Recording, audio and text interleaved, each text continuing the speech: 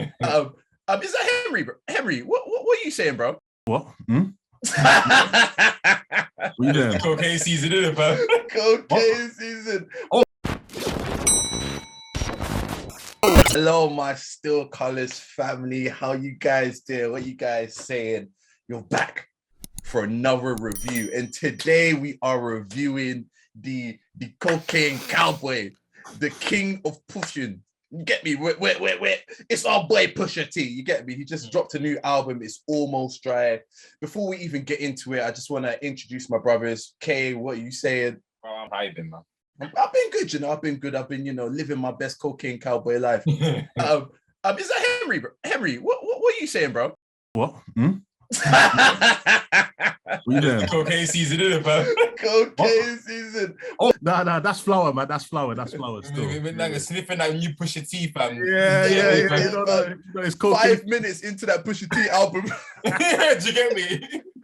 He's already ruined another life, innit, fam? Do you get me, fam? Completely, bro. Man, you might know it is already, What are we saying, bro? Pusha T, the king of cocaine, has dropped It's Almost Dry. I think we should get right into it, bros. Like, let me start with you, H, seeing as you get me. I felt like you felt the album physically as well as sonically. He's really inhaling his fumes. Inhaling it, you get me, bro. Embodying D, you get me. What are your thoughts of It's Almost Dry, bro? Do you know what? I can't even lie to you, man. Like, I really like this album. Do you understand? Okay. I feel like, Pusha D definitely didn't disappoint with this one. Obviously, ever since I found out that Pusha was working on a new album. And also, I remember there was an article that came out. I think it was a Complex article where somebody from Complex interviewed him, and he said that, like, for this next album, he's going to be working specifically with Ye and Pharrell. Yeah. Those two are just going to be the only producers on the album. So obviously, I'm gassed. I'm even more gassed in it because obviously those are two of the greatest producers of all time. So two people that we highly respect. Do you understand? So it's like I was excited, but then I was also curious because I wondered how it was going to sound. Do you know what I mean? We got the announcement like a month ago or like 6 weeks ago that obviously the album was actually coming out this year, innit? So yeah, like for me, this has been highly anticipated and it didn't disappoint at all, man. Like obviously it's only been like 3 or 4 days since the album got released. Yeah, literally, yeah. I've had like a week to sit on it. This album is one of those ones where it's like it can be a slow burner at times, but when you fully get into it, then you realize how hard this album actually is, isn't it? So as of right now, man, like I'm really enjoying this album. I've been playing it back to back ever since I got a copy of the album, and yeah, man, like Pusha didn't disappoint in this one. I can't even lie to you. I agree with Henry, innit? I really liked it. I think the first listen, I think the initial singles, I thought they were okay. I did like the record with, what's the name of that? With the Hear Me Clearly. I thought that was a good song. The other singles, I thought they were kind of missing something for me, but standout records that I really like Rambutan, what's it called? Call My Bluff and Open Air. Like they really sort of accentuate those records, and it kind of then makes more sense as it flow all as in one as well. But this album is not nothing kind of new with Pusha T. Like he's always have been an avant-garde hip hop rapper, so he always chooses these most weirdest, quirkiest beats or things that most rappers wouldn't rhyme on, like he did on this Clips Day. But it's just nice to sort of see him still on form.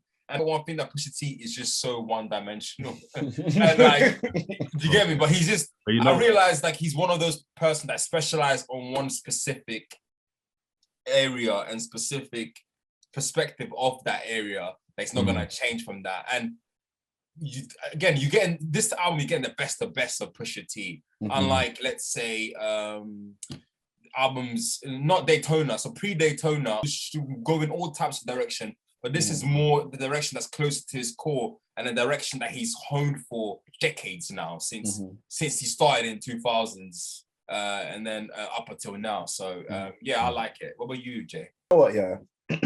They say it takes 10,000 hours to master any art form. You get me? Anything, it takes 10,000 hours.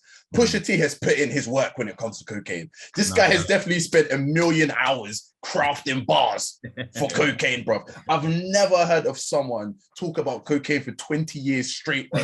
20 years unrelentlessly. Yeah. Bro, even before the clips, when this guy was called Terror, you man, go and listen to Terror and Khalif's Good Stuff. This man is rapping about cocaine when he's 19 years old, bro. This guy has not faulted once, bro. And even Jay-Z's changed.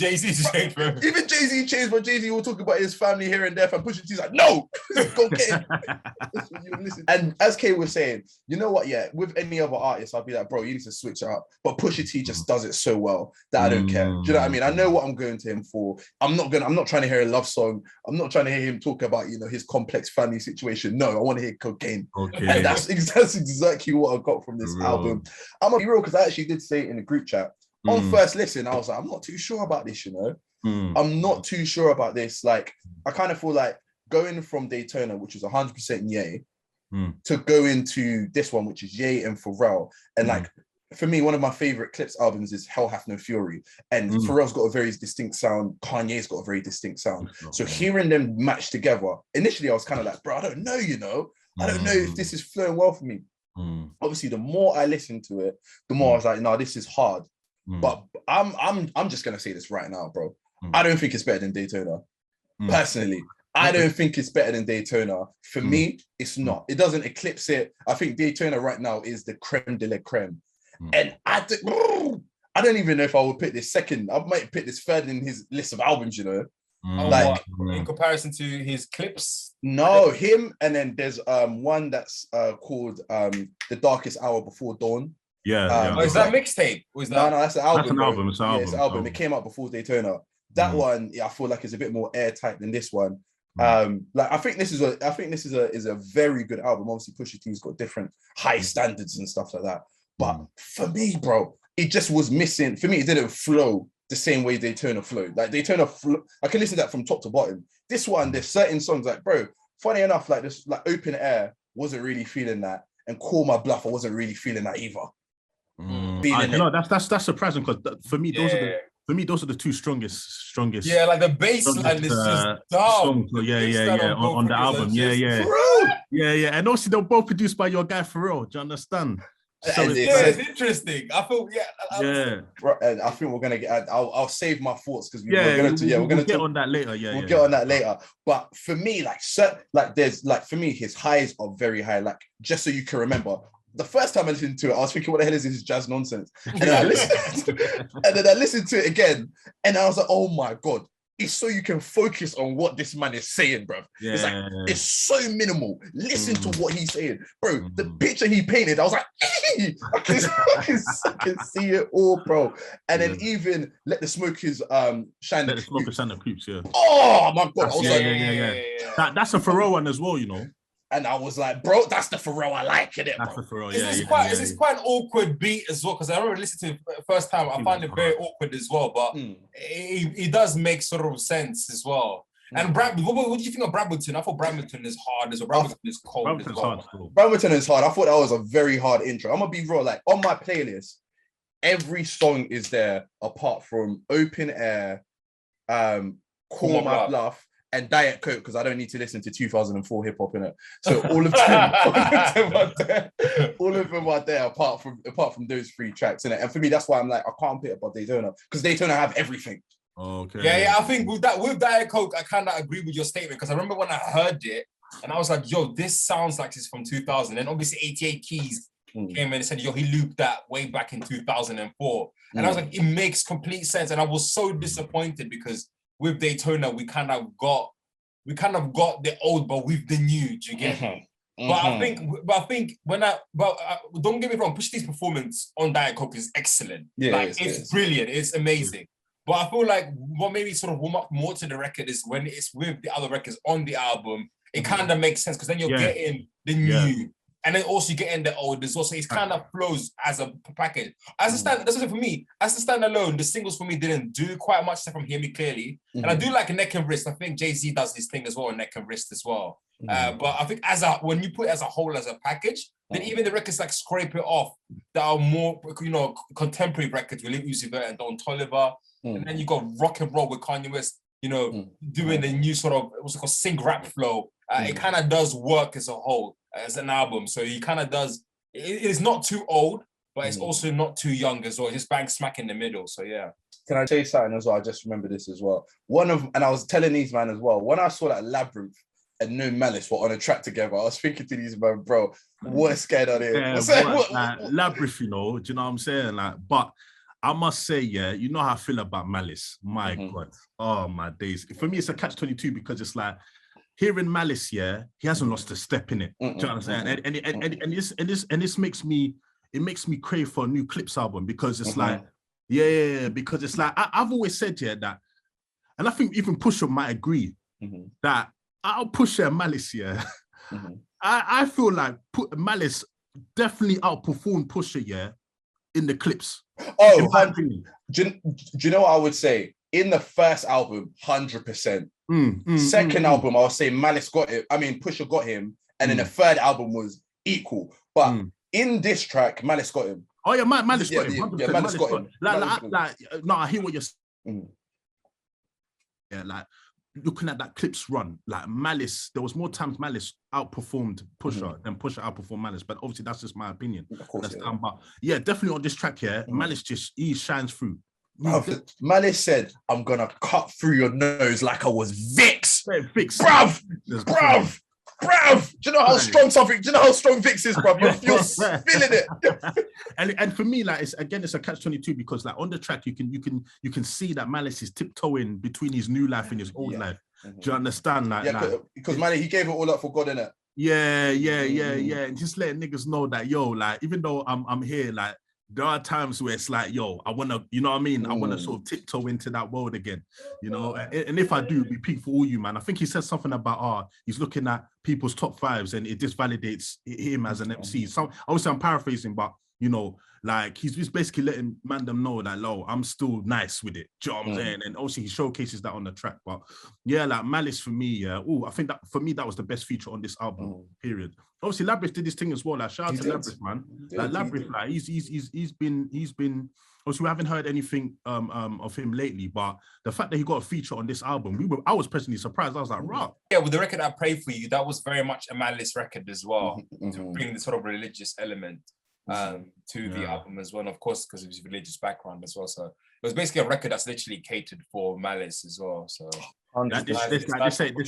this ain't no Pastor Mace thing, because you know obviously when Pastor Mace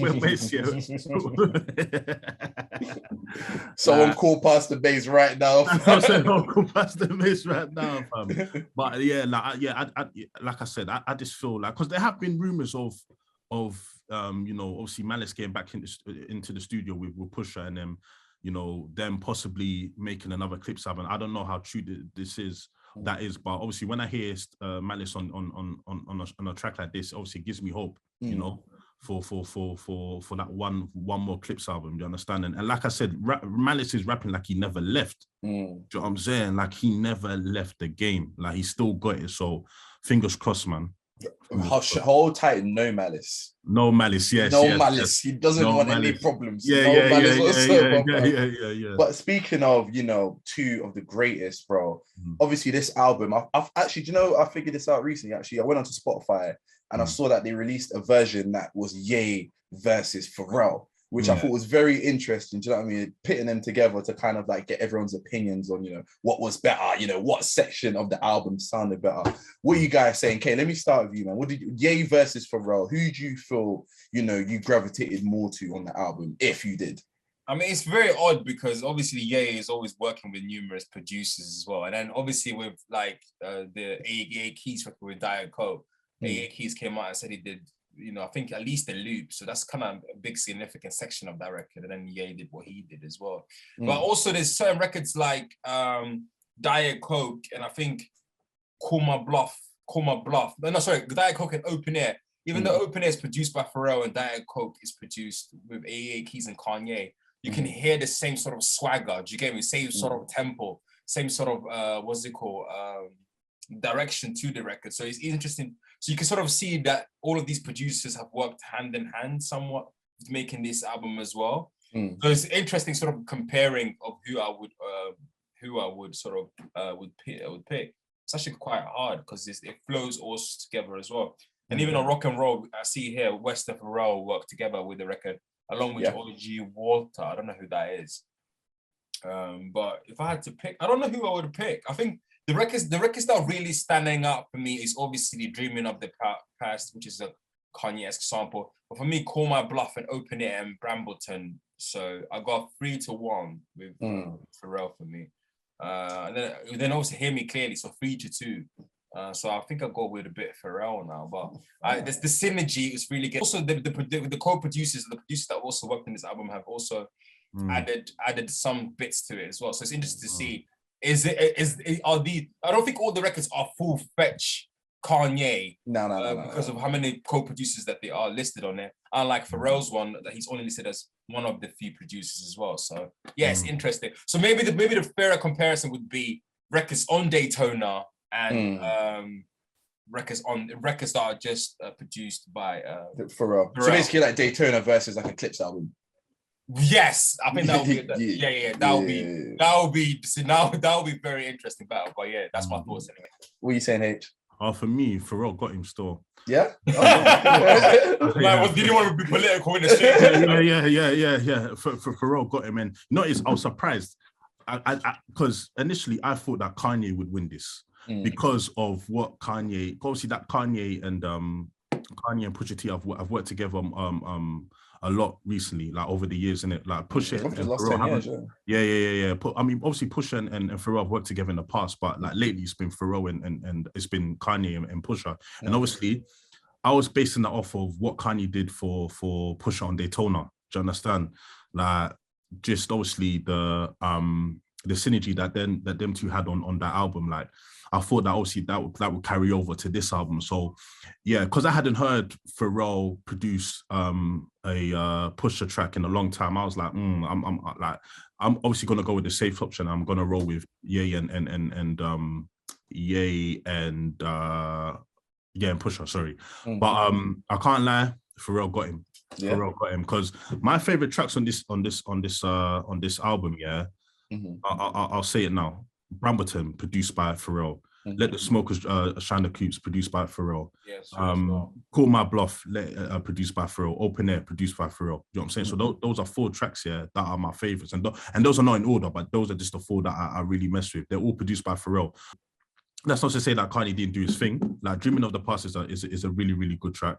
And so is Hear Me Clearly. But like, yeah, I just feel like Pharrell outperformed Kanye on this one. And yeah, I wasn't really expecting it, man. I wasn't really expecting it still. You know what? Yeah, it's really interesting because I watched the interview with Pusha T. I think he was on Late Night with Jimmy Fallon, and he was talking about the different working methods of Pharrell and Kanye West. And he essentially was saying with Kanye is more like rap the bars and give me it, and I'm gonna make this. You get me? I'm gonna do my thing in it and make you sound the way I want you to sound, type of thing. Where he said Pharrell is like on you, like, yo, I'm making this in front of you, with you. I want to hear you rap. I want to hear your cadence. I want to hear you do this.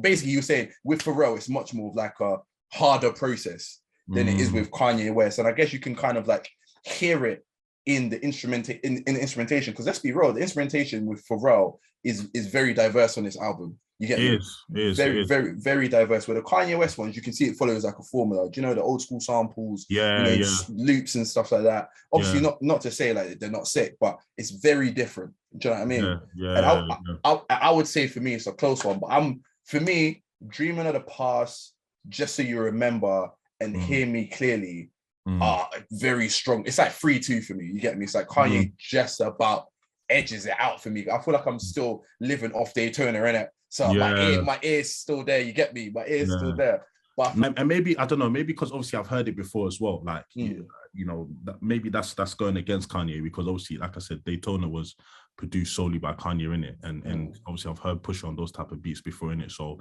yeah, like maybe it's the whole thing where it's like, yeah, because I've heard it before, I'm going with something that I really haven't heard before, which is obviously the Pharrell part of the album. But yeah, like, do you know, but shout out to Pharrell, because obviously he's been in the game for how many years? You know, almost 3 decades, and the fact that like he keeps on reinventing himself, you know. And I mean, Pharrell's been coming. Pharrell has been, you know, like there was a period where I think like. I know what you're gonna say. Yeah. Like, with him on the charts for like a ridiculous. Yeah. Every week of the year or something. Yeah, and then he went quiet like for a period where he didn't really hear of any songs that he produced, and then over the last 2 or 3 years, like he slowly, him and Chad even. I mean, because for example, like you know, Scissors Hit Different. Obviously, he produced that, you know, and I think he produced another song that obviously went high on the charts lately. So it's like he's slowly coming back. Do you know what I'm saying? Into his own, and to do that, to nearly have a 3-decade career, yeah, and still be obviously, you know, reinventing yourself and producing these cold beats, man, it's a testament to him. You understand? So, because even look at his cousin or his counterpart, Timberland. Do you know what I mean? Like, obviously, Timberland's still about, but you know what I'm saying? Like, you don't really, you know, he's about, but he's not about. Do you know what I'm saying? Like. So yeah, man, it's the testament to Pharrell, bro. You know what I'm saying? But yeah, no, I get what you man are saying. But I just feel like Pharrell outdid him on this one. No. And maybe, I don't know, maybe because obviously I've heard it before as well. Like, you know, maybe that's going against Kanye, because obviously, like I said, Daytona was produced solely by Kanye in it. And obviously I've heard Pusha on those type of beats before in it. So yeah, like maybe it's the whole thing where it's like, yeah, because I've heard it before, I'm going with something that I really haven't heard before, which is obviously the Pharrell part of the album. But yeah, like, do you know but shout out to Pharrell, because obviously he's been in the game for how many years, you know, almost 3 decades. And the fact that like he keeps on reinventing himself, you know. And I mean, Pharrell has been, you know, like there was a period where I think like. I know what you're gonna say. Yeah. Like, with him on the charts for like a ridiculous. Every week of the year or something. Yeah, and then he went quiet like for a period where he didn't really hear of any songs that he produced, and then over the last 2 or 3 years, like he slowly, him and Chad even. I mean, because for example, like you know, Scissors Hit Different. Obviously, he produced that, you know, and I think he produced another song that obviously went high on the charts lately. So it's like he's slowly coming back. Do you know what I'm saying? Into his own, and to do that, to nearly have a 3-decade career, yeah, and still be obviously, you know, reinventing yourself and producing these cold beats, man, it's a testament to him. You understand? So, because even look at his cousin or his counterpart, Timberland. Do you know what I mean? Like, obviously, Timberland's still about, but you know what I'm saying? Like, you don't really, you know, he's about, but he's not about. Do you know what I'm saying? Like. So yeah, man, it's the testament to Pharrell, bro. You know what I'm saying? But yeah, no, I get what you man are saying. But I just feel like Pharrell outdid him on this one.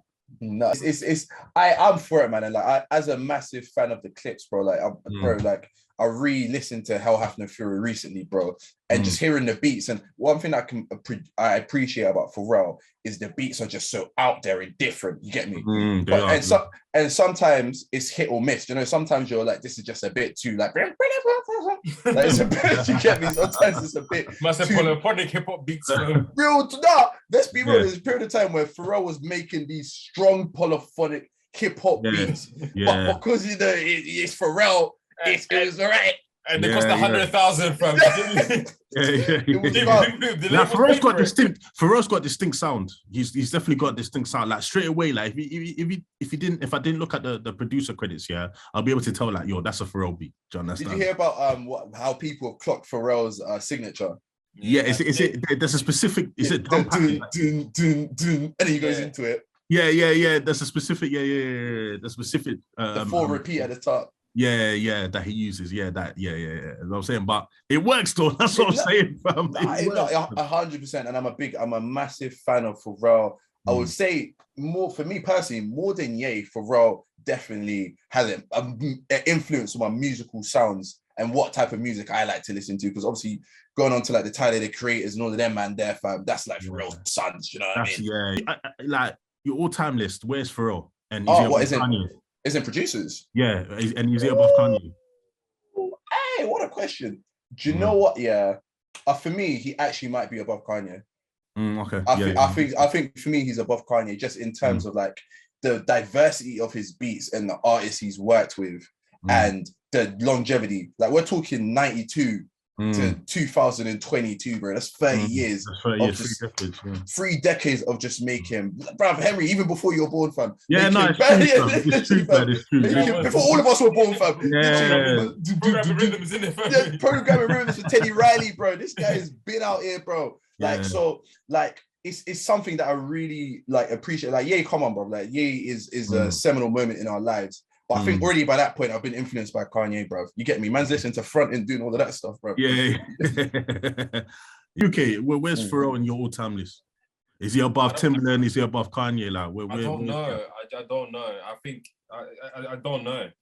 He's in there, but at the same time, I feel like I kind of know what he's done, obviously on the Billboard sense. So you know, the stuff he did with Justin Timberlake as well. Some of that shit was cold as fuck. But some of his clip stuff, I'm only recently now sort of getting deep into, especially because of this album as well, and me liking the Pharrell production from it, and that kind of has gotten me back and listened to loads of stuff. But Pharrell, like Jarvis is saying, is incredibly diverse producer, man. Like his diverse range of taste is incredible, fam. And you can even hear on a record, I think it was called on one of the Clips record, like he even harnessed funk music as well. And then you can go straight into just fucking grinding type of minimalist hip hop shit. And then we got a record like Happy, that's like a soulful record. So and then, I mean, you got Get Lucky as well. Yeah, you got Get Lucky as well. Yeah, with bro, Pharrell. Deep it, bro. Like Pharrell, fam. He's had a moment in every decade, fam. Deep it, fam. Every single decade. And do you know what it is about Pharrell as well? My guy's got deep cuts, bro. Like Pharrell has got cuts. There's songs with random artists. Like the other day, I found a song he did with this artist called Philly's Most Wanted, fam. Can you imagine, fam? Philly's Most Wanted, bro. And I'm out here dancing to a song that came out in 2003, thinking better. When I've never heard this song in my life, bro, until this year. But Pharrell, he's got deep cuts, bro. For me, it's Pharrell over Kanye, personally. And also, just remember the stuff that, like, because Jay, remember, there's even stuff that hasn't been released yet. Do you know what I'm saying? The Justified tapes. Justified tapes. So Usher, like stuff he did with Usher. Do you know what I mean? Do you know what? Yeah, I want to tell you about a moment because I know me and Kev spoke about this moment a lot, fam. When this guy was in the studio. Oh yeah. Oh my god, he was in the studio with some girl. Natasha Ramos, bro. And he made her a whole song, and this girl sitting there so disinterested. I know what you're talking about. In the midnight hour when you sleep. Hard. Yeah, it sounded hard as well. It was like, sounded hard. She's not even vibing. I'm like, what? You know, he should have given that. He should have given that to T.J. Moses. Easy, 100%. Should have given that to T.J. Moses. T.J. Moses would have killed that. Jesus, killed it, bro. And this is during the Justified period, and you're thinking, hey, this guy. Yeah. But so just imagine the stuff that has not come out yet. Do you understand? That Pharrell's got in the vault. It's ridiculous, bro. Do you know what I'm saying?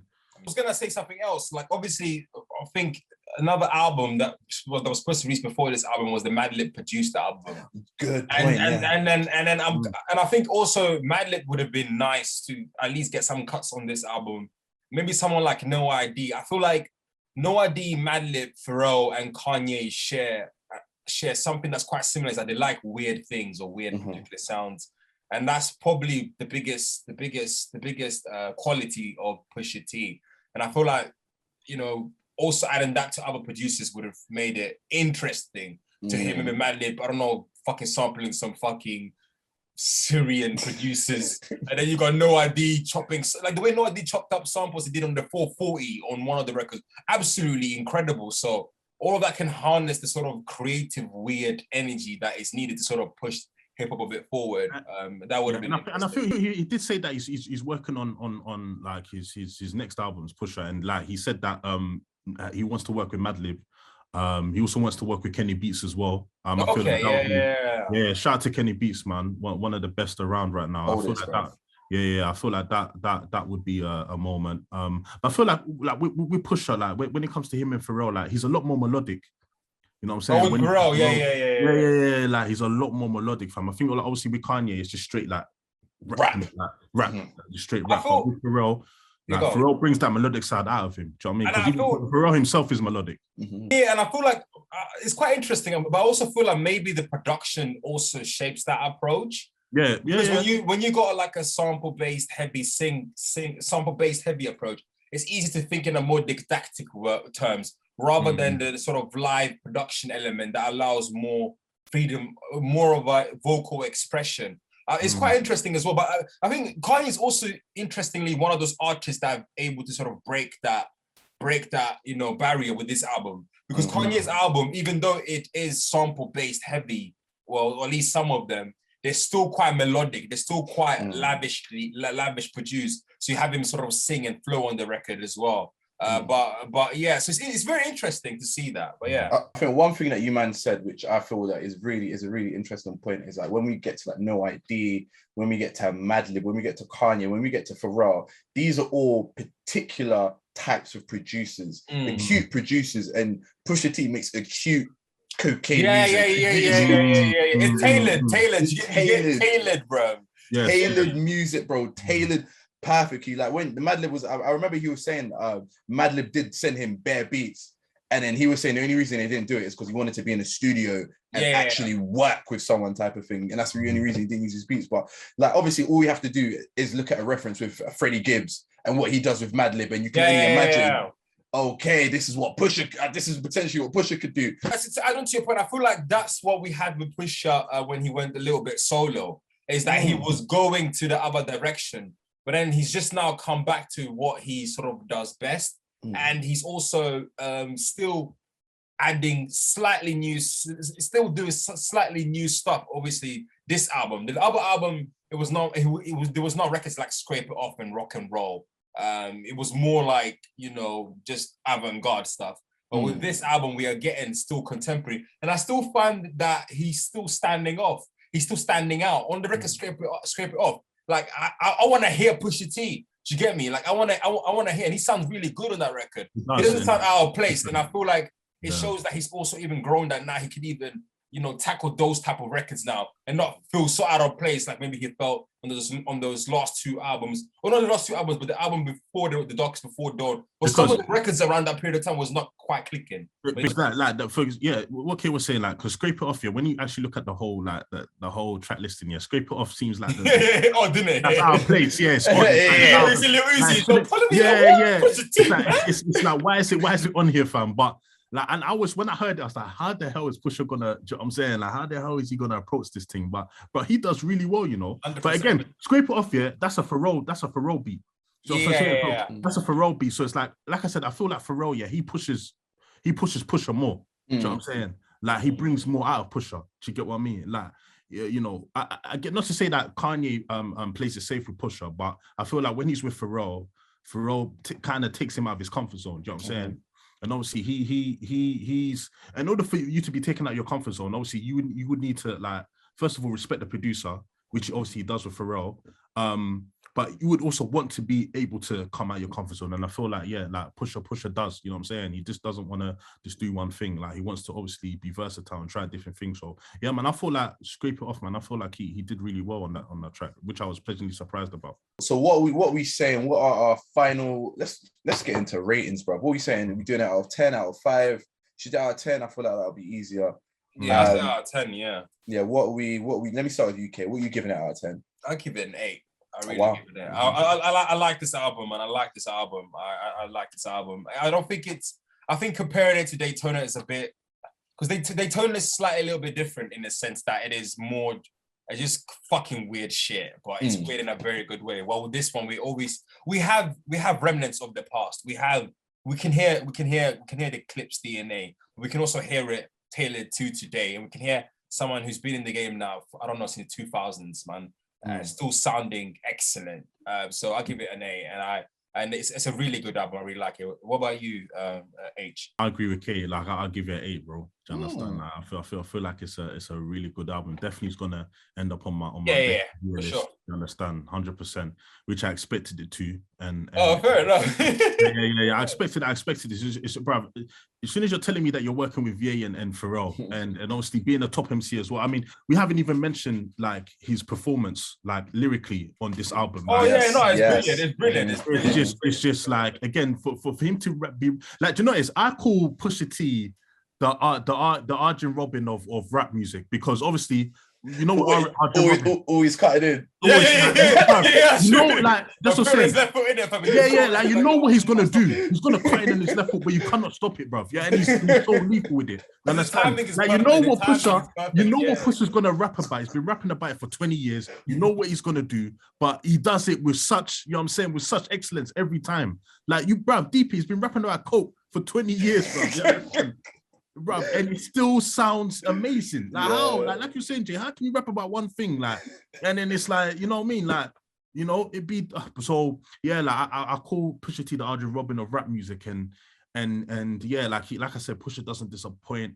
Definitely one of the albums of the year. Do I feel like right now it's my album of the year? I don't know, because obviously, you know, Vince Staples released something a few weeks ago. Yeah. And for me, that was, review for that. Yeah. When you see, like that was really strong. Oh, you really love the album? Oh, bro, it's his best album.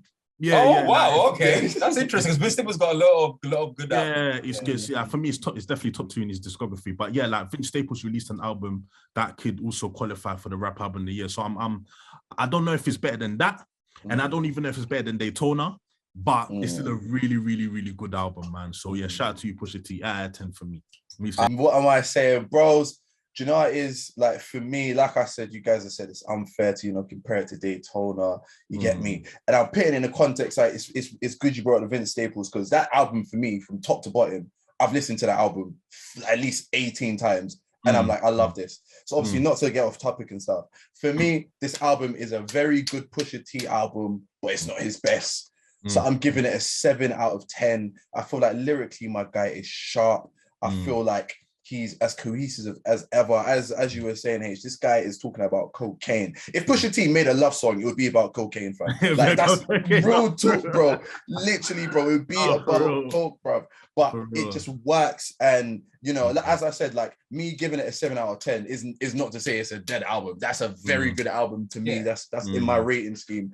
But for me, it just doesn't reach the heights of Daytona sonically. Sonically, it doesn't reach the heights of Daytona. And I do kind of feel like, for me, if it was another straight, what's it called? Ye, or a straight Pharrell, then maybe I'd be like, okay, cool, there's some synergy here. It makes sense to me. But for me, it was just a bit, some moments were a bit of a mismatch for me. But yeah, it's a 7 out of 10 for me. See, guys, let us know your thoughts. What did you think of this album? It's almost dry. One thing that I liked about Pusha T explaining the album is he said that everyone is always in a rush for the art to be complete, for the art to be finished, when sometimes you just need to wait. You get me? It's almost dry. We're nearly there, guys. So I want you to use that as an analogy for your life. If your boss or if your girl is rushing you, you tell her it's almost dry. Yeah, like, yo, fam, I'll get there, fam. Don't rush me. Get me, don't rush me, yo. Don't rush me. I'm thinking. Exactly, that was the fam. I'm trying to get it in. But guys, let us know what you think of that album. Please comment, rate, and subscribe. Also, check out the other videos we have. We've got a lot of reviews on our channel. If you had to pick, they've just dropped a massive segment. So guys, please check that out. Me against Usher, the king and queen of R&B, arguably. There's a lot going down, guys. But until next time, guys, peace and love. Peace.